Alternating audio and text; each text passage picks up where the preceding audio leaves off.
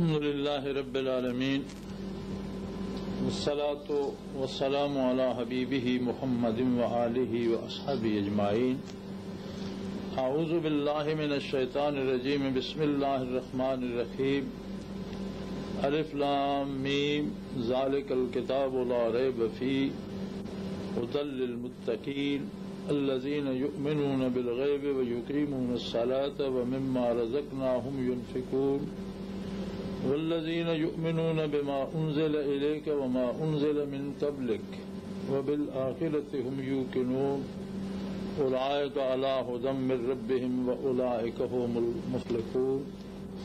اللهم سبحانك لا علم لنا إلا ما علمتنا إنك أنت العليم الحكيم. مولاي صل وسلم دائما ابدا على حبیبک من زانت به الاسر. قرآن حکیم کی سورہ فاتحہ کے بعد سب سے پہلی آیات جو ہیں وہ اس بات کو متعین کرتی ہیں ذالک الکتاب لا ریب فیہ، یہ ایک ایسی عظیم الشان کتاب ہے کہ جس کے مندرجات میں کسی طرح کے شک و شبے کی کوئی گنجائش نہیں. اس میں امم سابقہ کا ذکر ہے، اس میں قصص و سیر ہیں، اس میں ذات و صفات باری کا ذکر ہے، اس میں آخرت کا ذکر ہے، اس میں ملائکہ کا ذکر ہے، جنت و دوزخ کی بات ہے، پھر اس میں اوامر و نواہی ہیں، اور اس میں ایک مکمل نظام حیات ہے. اور عجیب تر بات یہ ہے کہ نبی علیہ الصلوۃ والسلام نے اعلان فرمایا ایھا الناس انی رسول اللہ الیکم جمیعا، اے اولاد آدم تم جہاں کہیں بھی ہو میں تم سب کے لیے اللہ کا رسول ہوں. تو اس میں وہ جامعیت ہے کہ جو بیک وقت ساری انسانی آبادی کو مختلف موسموں کے باوجود، مختلف تہذیبوں کے باوجود، مختلف خطوں کے باوجود، مختلف زبانوں کے باوجود، مختلف نظریات اور مختلف قد کاٹ رکھنے کے باوجود، مختلف سوچیں رکھنے کے باوجود نظام حیات میں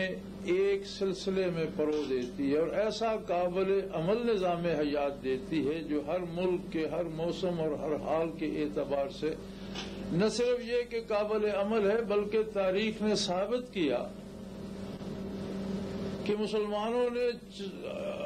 سائبیریا سے لے کر افریقہ تک اور ہسپانیہ سے لے کر چائنا تک ایک ریاست بنائی جس میں اقوام عالم ہر اعتبار سے کوئی نہ کوئی حصہ پوری دنیا کی اقوام کا جس میں شامل ہو گیا. اور اس ریاست پر وہی نظام، حکومتی طور پر بھی وہی نظام تھا جو قرآن حکیم نے دیا. اور عجیب بات ہے کہ جہاں افریقہ کے صحراؤں میں لوگ خوشحال تھے وہاں سائبیریا کے منجمد میدانوں میں بھی، برفستانوں میں بھی لوگ سکون سے تھے اور خوشحال تھے. جہاں اسپانیہ میں خوشحالی آئی وہاں کاشغر تک پھیلی ہوئی اسلامی ریاست کا ہر بندہ خوشحال، پرسکون، مطمئن اور ہر طرح سے محفوظ ہو گیا. حتیٰ کہ غیر مسلموں کو بھی جنہوں نے اسلام قبول نہیں کیا انہیں بھی اسلامی ریاست میں انسانی حقوق پوری دیانتداری سے نصیب ہوئے، انصاف نصیب ہوا اور تحفظ نصیب ہوا. ادیان سابقہ جتنے بھی نبی مبعوث ہوئے برحق تھے، جتنی کتابیں ان پر نازل ہوئیں برحق تھیں، جتنے احکام انہوں نے دیے برحق تھے. لیکن دین اسلام میں اور پہلے ادیان میں یہ بنیادی فرق تھا کہ ہر نبی ایک خاص قوم کے لیے مبعوث ہوتا، ایک خاص علاقے کے لیے مبعوث فرمایا جاتا اور ایک خاص مدت کے لیے مبعوث فرمایا جاتا. بیک وقت دنیا پہ مختلف علاقوں میں مختلف انبیاء ہوتے تھے اور ہر علاقے یا ہر قوم کے لیے اپنے نبی کی پیروی ضروری ہوتی تھی، جس میں جو خبر ہے یعنی اللہ کی ذات کے بارے، اللہ کی صفات کے بارے، آخرت کے بارے، فرشتوں کے بارے جو چیزیں خبر سے تعلق رکھتی ہیں وہ تمام ادیان میں ایک ہیں، آدم علیہ نبینا علیہ الصلوۃ والسلام سے لے کر حضور آقا نامدار حضرت محمد الرسول اللہ صلی اللہ علیہ وآلہ وسلم تک ہر نبی نے انہی حقائق کی نشاندہی فرمائی۔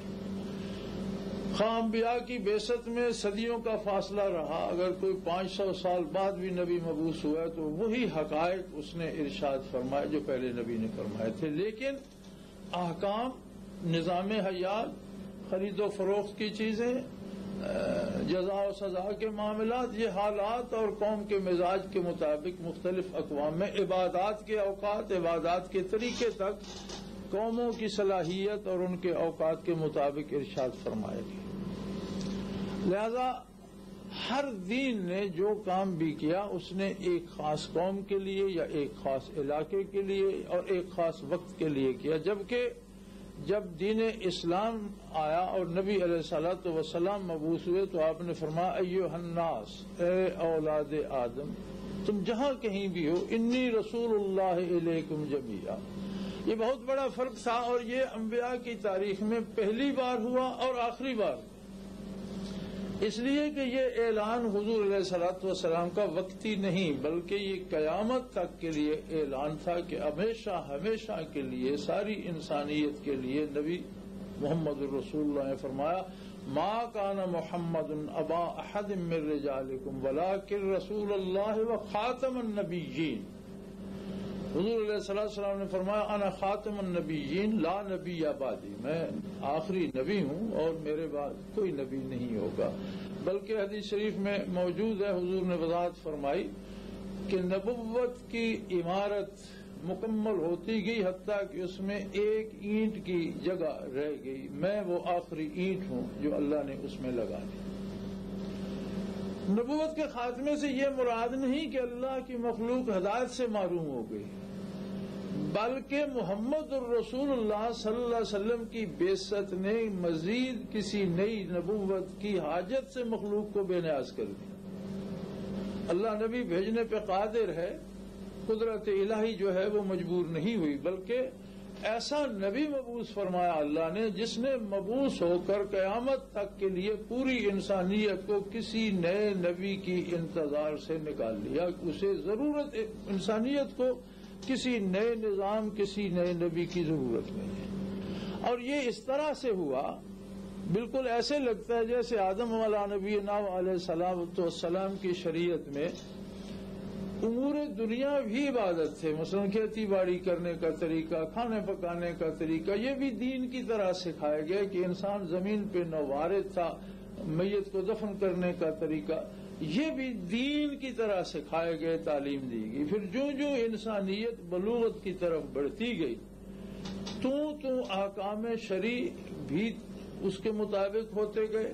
اور انبیاء علیہ الصلوۃ والسلام نازل ہوتے رہے، حتیٰ کہ جب انسانیت اپنے کمال کو پہنچی، بلوغت کو پہنچ گئی، اور جب ایسا زمانہ آنے والا تھا کہ دنیا ایک گلوبل ولیج بننے والی تھی،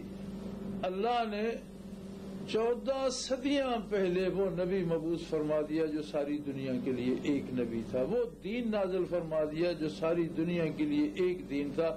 وہ احکام، وہ اوامر، وہ نواہی، وہ قواعد، وہ ضوابط نازل فرما دیے جو سارے عالم کے لیے ایک تھے۔ یعنی دنیا آج آ کر گلوبل ولیج بنی۔ آج اگر دنیا میں 5، 7، 10 نبوتیں ہوتی، 5، 7، 10 طریقہ عبادت ہوتے،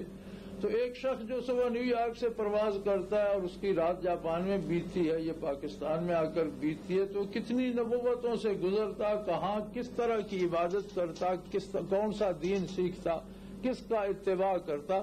آج کے دور کے لیے متعدد ادیان کی پیروی ممکن ہی نہ تھی۔ لہذا اللہ کریم نے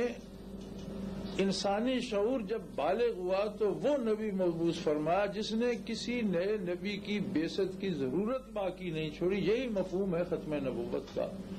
کہ نبوت حضور علیہ الصلوۃ والسلام پر تمام ہو گئی اور زندگی کی ہر وہ حقیقت جو انسان کے سامنے آتی ہے اس کے متعلق احکام اللہ کے حبیب صلی اللہ علیہ وسلم نے شائع فرما دیے، اعلان فرما دیا، تعلیم فرما دیے، قرآن حکیم میں نازل ہوئے، نبی علیہ الصلوۃ والسلام نے ان سب کی وضاحت فرما دی۔ اب صورتحال یہ ہے کہ ہم یہ سمجھتے ہیں زمانے میں بہت تبدیلیاں آئیں اور بہت حالات بدلے، لیکن ایک بات آپ مجھ سے اتفاق فرمائیں گے کہ زمانہ بدلا، حالات بدلے، لیکن انسان نہیں بدلا، نہ انسانی ضروریات بدلی ہیں، نہ انسان کی غم اور خوشی بدلی ہے، نہ انسان کی آرزویں اور خواہشات بدلی ہیں۔ بدلا اگر ہے تو ان کی تکمیل کے ذرائع بدل گئے، سفر کے ذرائع بدل گئے ہیں۔ پہلے کوئی پیدل کرتا تھا، گھوڑے پہ کرتا تھا، پھر سائیکل، بس آئی، موٹر آئی، اب ہوائی جہاز آ گیا، اس سے بھی کوئی تیز چیز آ سکتی ہے، لیکن سفر کا مقصد نہیں بدلا، سفر کی ضرورت نہیں بدلی، اس میں انسان کی کیا خوشی یا کیا دکھ ہے وہ نہیں بدلا۔ کھانے پینے کی چیزیں بدل گئیں لیکن بھوک نہیں بدلی، پیٹ کا بھر جانا نہیں بدلا۔ حالات بدل گئے لیکن دوستی کی ضرورت اور دشمنی سے تحفظ کا احساس نہیں بدلا، اپنوں کے ساتھ رہنے کا اور اپنوں سے جدا نہ ہونے کا تصور نہیں بدلا، انسانی ضرورتیں، انسانی خواہشات نہیں بدلی، ان کی تکمیل کے ذرائع بدلے۔ اور انہی اصولوں پر اسلام نے ہمیشہ کے لیے ایک نظام وضع فرما دیا کہ بدلتی ہوئی چیزوں کو ان بدلتے ہوئے حالات کے ساتھ اسی فریم ورک میں استعمال کیا جا سکے، اور وہ ہمیشہ ہمیشہ کے لیے انسان کی رہنمائی کا کام دیتا رہے۔ اسی لیے ارشاد ہوا انا نحن نزلنا الذکر وانا لہ لحافظون، ہم نے یہ کتاب، یہ ذکر، یہ نصیحت، یہ نظام نازل فرمایا اور ہم ہی اس کی حفاظت کریں گے۔ یہ بھی انفرادی حقیقت ہے کہ پہلی کتابیں جو منزل من اللہ تھیں، جو اللہ نے نازل فرمائیں، ان کو اللہ کی حفاظت حاصل نہیں تھی، ان میں تبدیلی آ گئی، مسخ ہو گئی، تحریف ہو گئی، احکام بدل دیے گئے، نام کتاب کا وہی ہے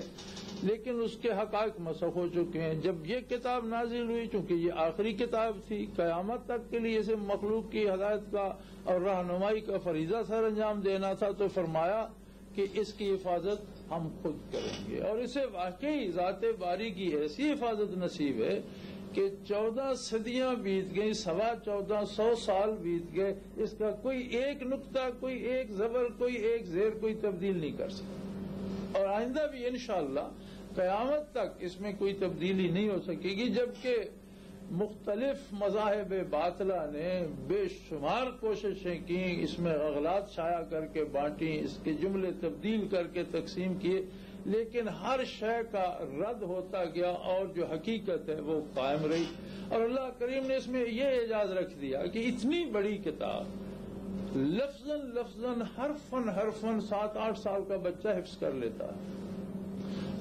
لاکھوں مسلمان ہمیشہ دنیا میں ایسے رہتے ہیں جن کے دلوں میں اس کتاب کا ایک ایک لفظ، ایک ایک حرف موجود ہوتا ہے۔ اب کرتاس پہ تو کوئی بدلے گا،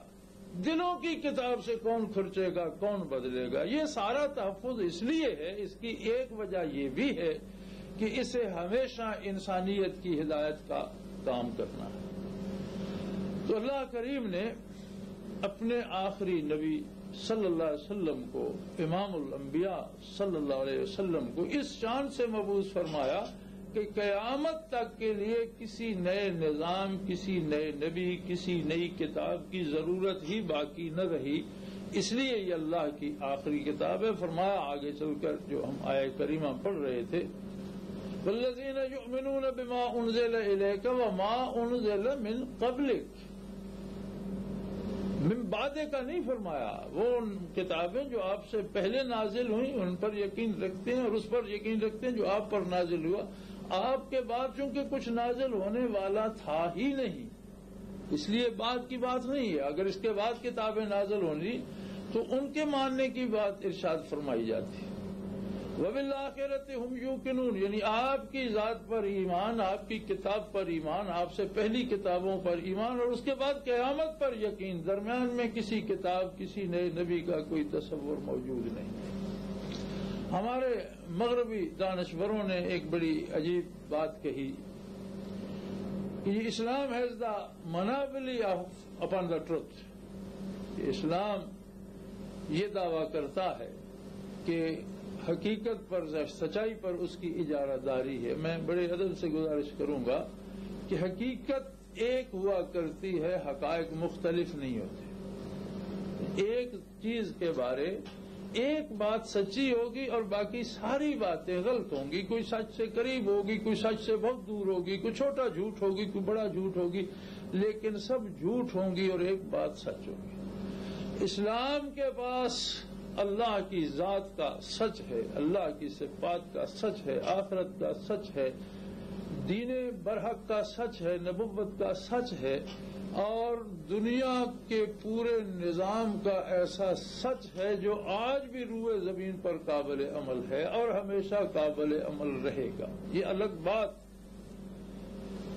کہ ہماری یہ بدقسمتی ہے کہ آج ہمارے پاس یہ نظام نہیں ہے، اور یہی وجہ ہے کہ چند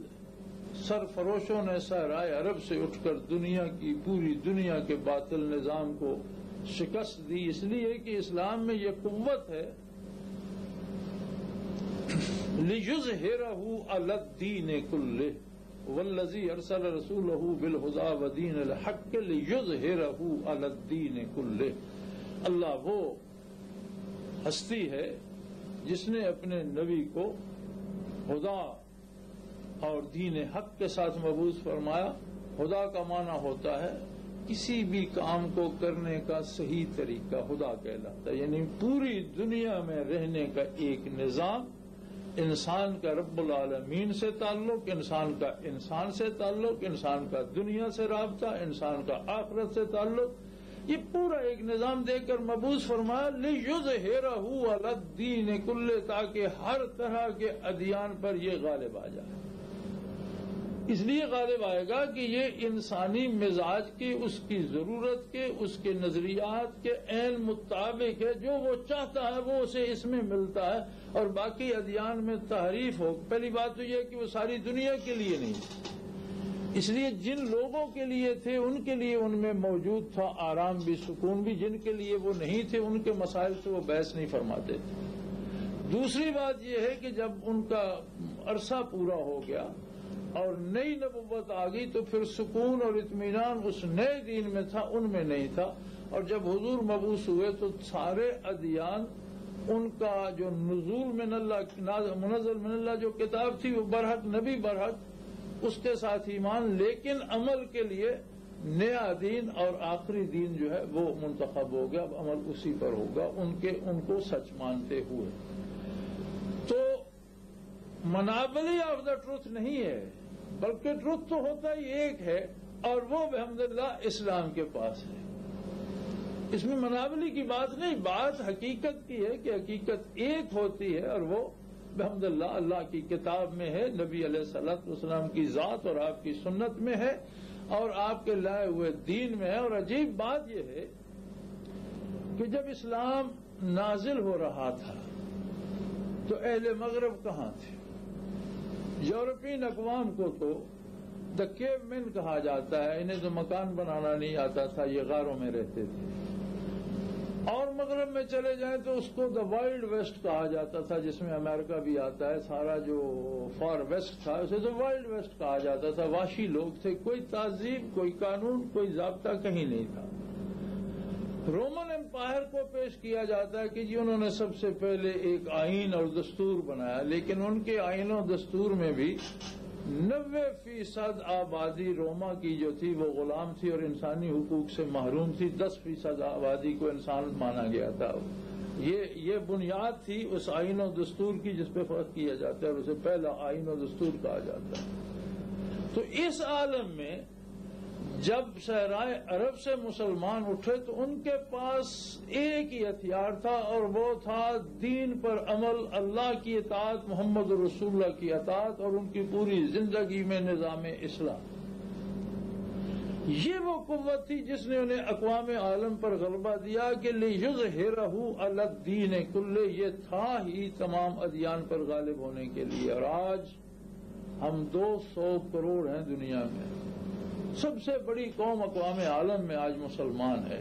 دنیا کی آبادی 6 ارب کے لگ بھگ ہے، جس میں 2 ارب کے لگ بھگ مسلمان ہیں. باقی 120 یا 122 اقوام شمار ہوتی ہیں جو 4 ارب ہے. 4 ارب میں 122 اقوام عالم ہیں اور 2 ارب صرف مسلمان ہیں.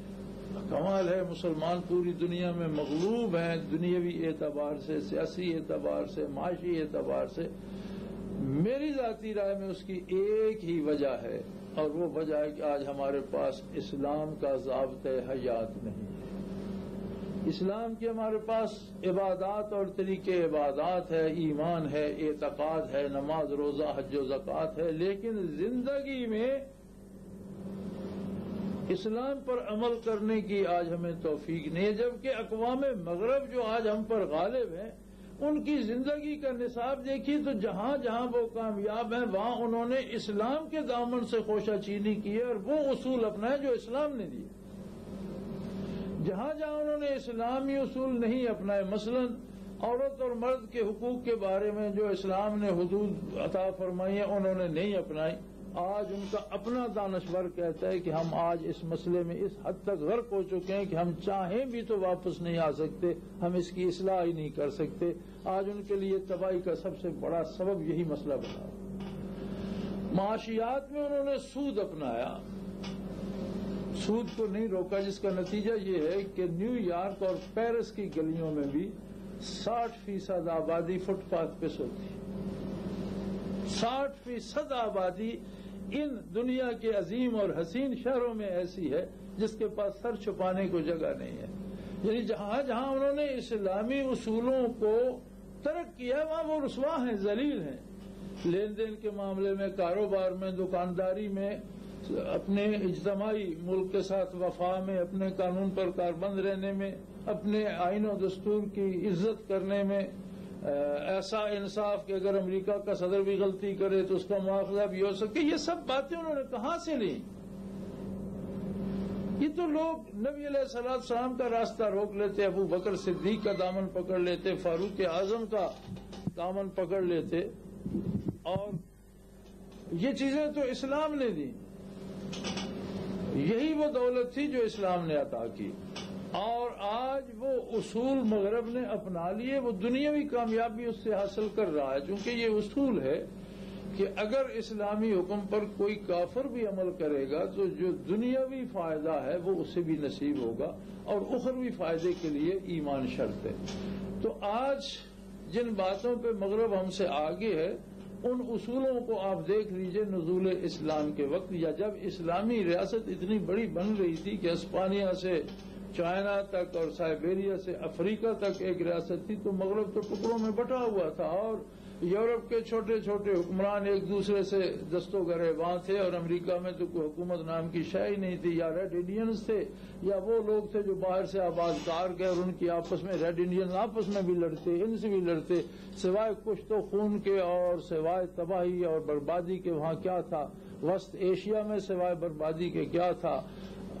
مشرق بعید میں کیا تھا؟ ہر طرف افریقہ میں کیا تھا؟ ہر طرف سوائے ظلم و جور اور بربادی کے کچھ نہیں تھا. جب اسلام نے عدل و انصاف، امن و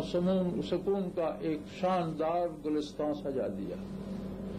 اقوام عالم نے اسلام کے دامن سے تہذیب سیکھی، خوشہ چینی کی، آئین و دستور سیکھے، قوانین سیکھے،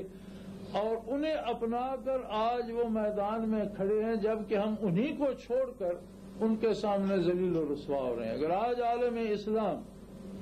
نظام اسلام کو اپنا لے، نظام اسلام کو نافذ کرے، اپنی معاشیات میں اسلام کو لے آئے، اپنی سیاسیات اسلام کے مطابق کر لے، اپنا نظام عدل اسلام کے مطابق کر لے،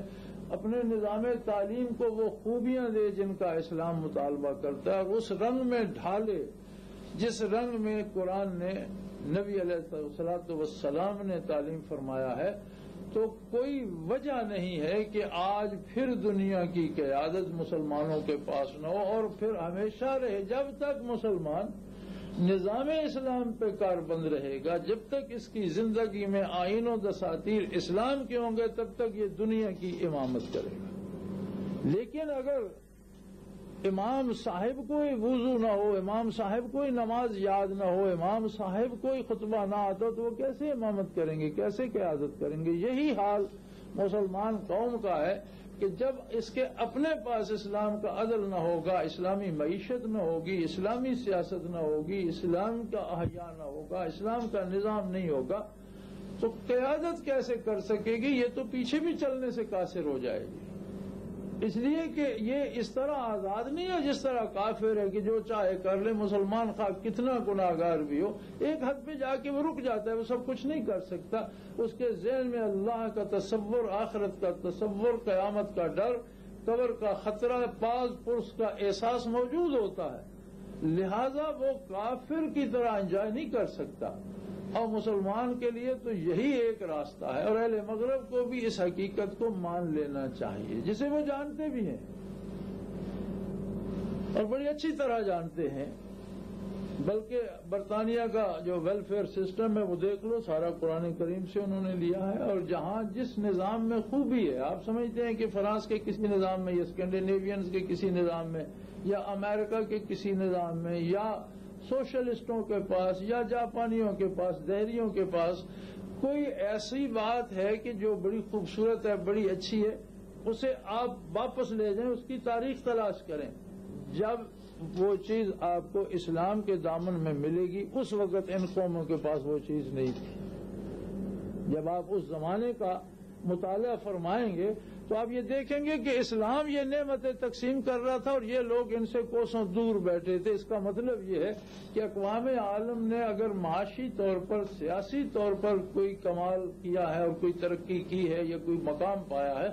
تو اس کے لیے اصولوں انہوں نے اسلام کے دامن سے خوشہ چینی کی ہے، اصولوں کے لیے اسلام ہی کی طرف رجوع کیا ہے، رخ کیا ہے۔ جبکہ ہماری بدقسمتی یہ ہے کہ ہم اپنی فلاح، اپنی بہتری کے لیے ان کے معاشرے میں ڈوب جانا چاہتے ہیں،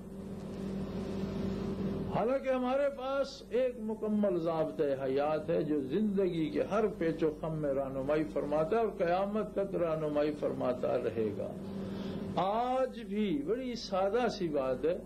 اگر حکومتیں ممالک نہیں اپناتے تو کوئی بھی شخص اپنی انفرادی زندگی میں اسلام کے زرعی اصول اپنا کر دیکھ لے، اس کی اپنی زندگی مثالی بن جائے گی، اس کا اپنا معاملہ سدھر جائے گا، اسے خود سکون بھی نصیب ہو جائے گا، تحفظ بھی نصیب ہو جائے گا اور غیر اللہ کے اندیشوں سے آزاد ہو جائے گا۔ فرد اپنائے گا، آزاد ہو جائے گا، آبادی، بستی، شہر اپنائے گا، آزاد ہو جائے گا، ملک اور حکومت اپنائے گی تو وہ ملک دنیا کو لیڈ کرے گا، قیادت مہیا کرے گا۔ اور آج کی دنیا میں مغرب اور کافر خائف اس بات سے ہیں کہ روئے زمین پر اگر کوئی چھوٹی ریاست بھی ایسی بن گئی جس میں اسلامی اقدار کا احیاء ہو اور اسلامی نظام موجود ہو، انسان کو انسانی عزت و احترام میسر ہو، عدل و انصاف میسر ہو، تعلیم و تعلم کی سہولتیں ہوں، اس کی عزت نفس محفوظ ہو، اس کے انسانی حقوق بلا روک ٹوک اس تک پہنچتے ہوں،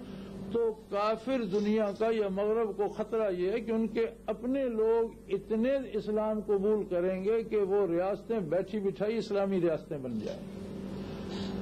اس حقیقت کا ادراک غیر مسلم ریاستوں، غیر مسلم دانشوروں، غیر مسلم حکمرانوں نے کر لیا، لیکن افسوس کہ ہم مسلمان اس حقیقت سے بے خبر رہے اور ہمارے دانشور، ہمارے لیڈران کرام، ہمارے قائدین محترم آج بھی مغرب کے پیچھے بھاگنے کی کوشش کر رہے ہیں اور اس کی اتباع میں نجات تلاش کر رہے ہیں، جبکہ مغرب احیاء اسلام سے خوفزدہ ہے اور اسے خطرہ ہے کہ اگر آپ اسلام نافذ کر دیں گے تو اس کے اپنے لوگ اتنے مسلمان ہوں گے کہ اس کی ریاستیں بیٹھی بٹھائی اسلامی ریاستیں بن جائیں گی۔ تو یہ وہ خصوصیات ہیں چند اس محدود وقت میں جو میں عرض کر سکا کہ اسلام ساری دنیا کے لیے ہے، ہمیشہ کے لیے ہے، اور اس کتاب نے اور اللہ کے آخری رسول صلی اللہ علیہ وسلم نے مبعوث ہو کر یہ کتاب دنیا کو عطا کر کے کسی نئی کتاب اور کسی نئے نبی کی ضرورت ہی ختم کر دی۔ لہذا آپ صلی اللہ علیہ وسلم ہمیشہ کے لیے آپ ہی کی نبوت ہے، 14 صدیاں ہو گئی، اور جتنا عرصہ دنیا رہے گی محمد الرسول اللہ صلی اللہ علیہ وسلم ہی کی نبوت رہے گی۔ اس قرآن حکیم نے ایسا جامع نظام دیا جو ہر وقت ساری دنیا میں، ہر حال میں، ہر موسم اور ہر صورتحال میں انسان کی رہنمائی کا بہترین اور سب سے اعلیٰ نمونہ ہے، اور سب سے اچھی استعداد رکھتا ہے، انسانوں کی رہنمائی فرما سکتا ہے۔ لہذا ادیان سابقہ محدود اوقات، محدود قوموں اور محدود علاقوں کے لیے تھے، اپنا اپنے وقت پر بحسن و خوبی اپنا حق ادا کر کے رخصت ہوئے۔ یہ دین پوری دنیا کے لیے ہے، قیامت تک کے لیے ہے، ہر آنے والے کے لیے جو چاہے جب چاہے توبہ کر لے اس میں داخل ہو جائے، کیونکہ اولاد آدم کے لیے ہر کوئی جہاں کہیں ہے، جتنا دور ہے، جتنا خطا کار ہے، جتنا کفر و شرک میں دھنسا ہوا ہے، جب کبھی توبہ کر لے یہ دین اور اللہ اسے قبول فرما لیتے ہیں، وہ مسلمان ہو سکتا ہے، اس پہ عمل کرے، اصلاح کر سکتا ہے۔ اور بالخصوص مسلمانوں سے یہ گزارش ہے بڑی دل سوزی کے ساتھ کہ ان حقائق کو اگر خود مسلمان ہی اختیار نہیں کریں گے تو ایک تو گناہ یہ ہوگا کہ ہمارا اسلامی نظام کو نہ اپنانا امت مسلمہ کی رسوائی کا سبب ہے، لہذا میدان حشر میں ہمارے پاس اس کا کوئی جواب نہیں ہوگا، کوئی جواز پیش نہیں کر سکے۔ دوسری بات یہ ہے کہ دنیا کا انسان اور اقوام عالم جو کفر میں بھٹک رہی ہیں، ہم ان کے سامنے اسلامی نظام کو اپنا کر نمونہ پیش کریں تو بے شمار لوگ ہدایت پا سکتے ہیں۔ اگر ہم نہیں کریں گے تو ان بے شمار لوگوں کا آخرت میں جہنم میں جانے کا سبب بن جائیں گے، جو شاید ہماری نمازوں اور ہماری عبادتوں پر بہت بھاری پڑے گا اور جس کا جواب دینا بہت مشکل ہو جائے گا۔ اللہ کریم مسلمانان عالم کو یہ توفیق بخشے کہ وہ نبی علیہ الصلوۃ والسلام کی اتباع کا حق ادا کر دیں، اللہ کے دین کو اپنا اوڑھنا بچھونا بنا لیں، جینا مرنا اسی کے ساتھ ہو، اور اقوام عالم کے لیے وہ مثال پیش کریں امن کی، سکون کی، عدل کی، عزت و آبرو کی، کہ دنیا کے بھٹکے ہوئے لوگ جو سکون کی تلاش میں کبھی نشے پیتے ہیں، سکون کی تلاش میں کبھی ہپی بنتے ہیں، گھر چھوڑ دیتے ہیں، لباس اتار دیتے ہیں، جنگلوں میں چلے جاتے ہیں، انہیں یہ پتہ چلے کہ لباس پہن کر، مہذب رہ کر، آرام سے اچھا کھانا کھا کر، آرام سے سو اور جاگ کر، زندگی کے سارے معمولات کو ان کے اوقات پہ انجام دینے کے بعد بھی آدمی پرسکون رہ سکتا ہے، آدمی پر لطف زندگی گزار سکتا ہے۔ حتیٰ کہ اگر مختصراً عرض کرنا چاہیں تو اسلام ہے to enjoy the life and hereafter, ایسی زندگی کہ جو دنیا میں بھی خوبصورت ہو اور آخرت میں بھی اس کے نتائج خوبصورت ہوں، اس کا نام اسلام ہے۔ یہ مکمل ضابطۂ حیات ہے، اللہ کی آخری کتاب ہے، اللہ کا آخری نبی ہے،